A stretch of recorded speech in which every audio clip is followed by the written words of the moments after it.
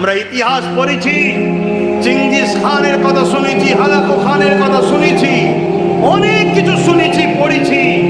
এজিদের কথাও শুনেছি। এজিদ রাগে গিয়ে ওখান থেকে তাড়া খেয়ে মক্কায় গেল। মক্কার লোক যখন শুনলো যে মদিনার উপরে এজিদ হামলা করেছে, মক্কার লোকেরা বিদ্রুপ শুরু করলো।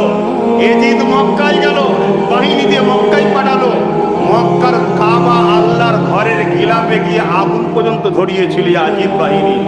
যখনই আগুন ওখানে ধরলো, এদিকে মক্কার মানুষেরা শক্ত হাতে তাদেরকে হটিয়ে দিয়ে কাবার গিলাফের আগুনকে বুঝিয়ে দিয়ে কাবার ইজ্জত আবরুকে রক্ষা করলো। ওদিকে আগুন বন্ধ হলো, এজিদের ভেতরে কিন্তু আগুন জ্বলে উঠলো।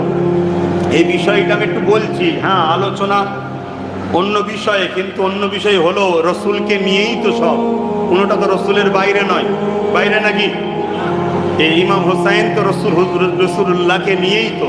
রসুল্লাহ ইমাম হোসাইন হুজুরের বিষয়ে বলেছে, যারা হাসান হোসাইনকে ভালোবাসে তারা আমি রসুল আমাকে ভালোবাসলো। যেন বলুন সুবহানাল্লাহ।